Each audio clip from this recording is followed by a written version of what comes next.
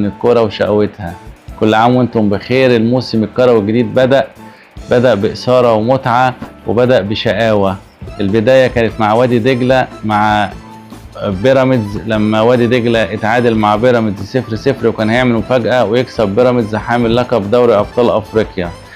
الغزلان وادي دجلة اللي صعد مجددا للدوري الممتاز بعد غياب 4 مواسم متتالية، آخرهم كان موسم 2021.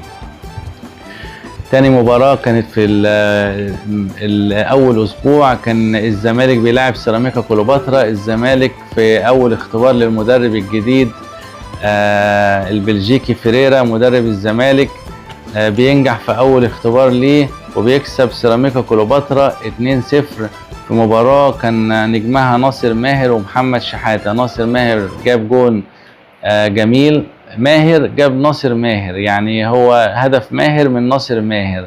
والهدف العالمي من محمد شحاتة من نص الملعب، لمح محمد بسام حارس سيراميكا خارج المنطقة، حطها له لوب داخل الشباك مباشرة. عندنا مفاجأة من العيار التقيل، مودرن سبورت يتعادل مع الأهلي حامل لقب الموسم الماضي موسم 2024 2025. مودرن سبورت اللي كان المفروض ان هو نازل دوري الدرجة الثانية وكان بيصارع الهبوط، بيتعادل مع الأهلي 2-2 بالمدرب الجديد الكابتن مجدي عبد العاطي مع السكواد الجديد والفرقة الجديدة. الأهلي بفرقته اللي الناس كلها بتقول فرقة المليار جنيه تتعادل مع مودرن سبورت 2-2 في مباراة الأهلي لا يستحق فيها الفوز عشان الأداء اللي هو عمله ما كانش مناسب ان هو يكسب. الأهلي الشوط الأولاني طلع متعادل 0-0، الشوط الثاني اسيست من أحمد سيد زيزو في أول لقاء ليه في الدوري الممتاز مع النادي الأهلي وسط جماهيره في استاد القاهرة.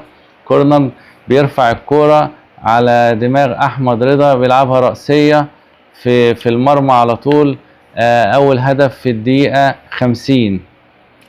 بعدها مباشرة بيتعادل حسام حسن في كورة كان الأهلي بيبني الهجمة من تحت اللي هي البيلد أب، وبعدين مصطفى شوبير لعب الكورة. المفروض إن أنت بتلعب البيلد أب ببناء اللعب، بس الفرقة لو مضغوطة بتلعب كرة طولية. هو مش قرآن إن أنت تلعب الكورة البيلد أب أنت مضغوط، فأنت ما عندكش مساحة تلعب وكل لاعب معاه لاعب، فأنت ممكن تشتت الكورة.